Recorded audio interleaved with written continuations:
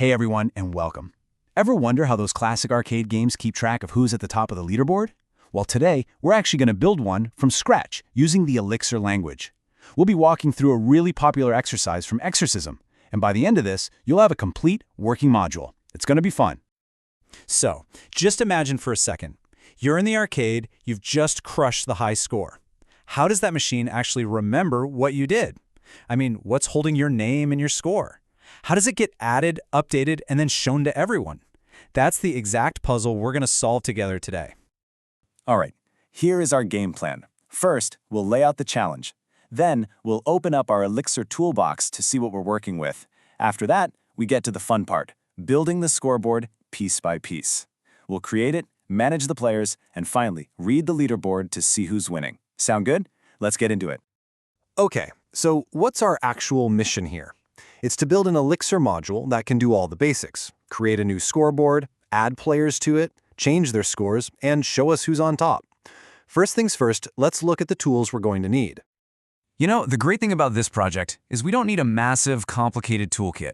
We really only need to get comfortable with two core Elixir concepts. First, maps, which will hold all our data.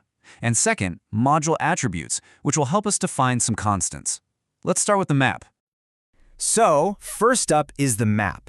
If you've used other programming languages, you've probably seen this before, maybe called a dictionary, or a hash, or an associative array. For our scoreboard, it is absolutely perfect.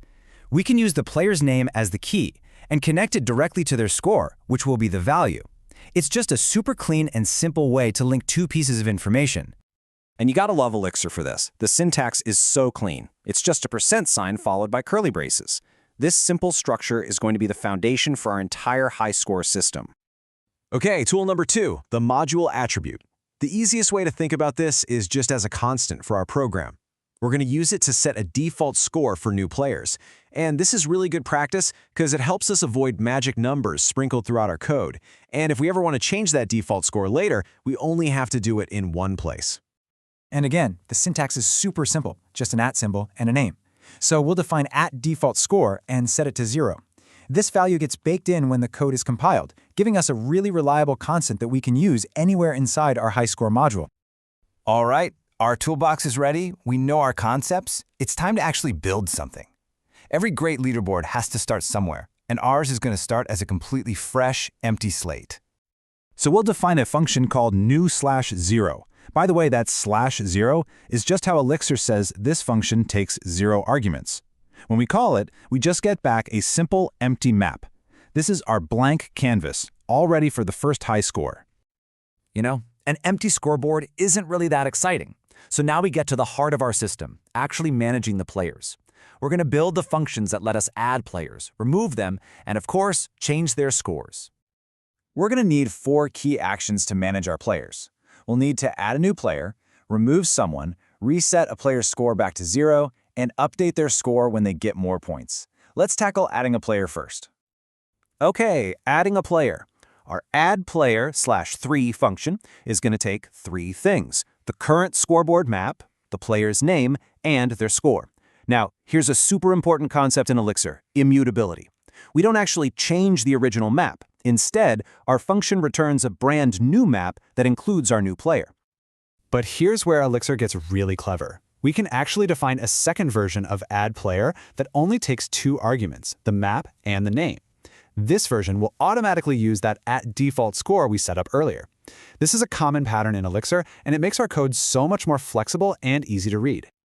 All right, what about removing a player? Simple. The removePlayer/2 function takes the map and a player's name. And just like before, it gives us back a new map, but this time with that player's entry totally gone. Nice and clean.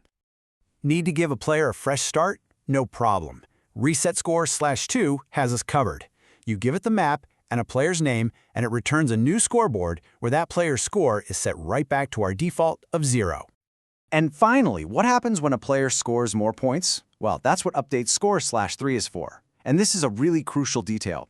It doesn't replace the old score. It takes the score that's already there and adds the new points to it, returning the newly updated map.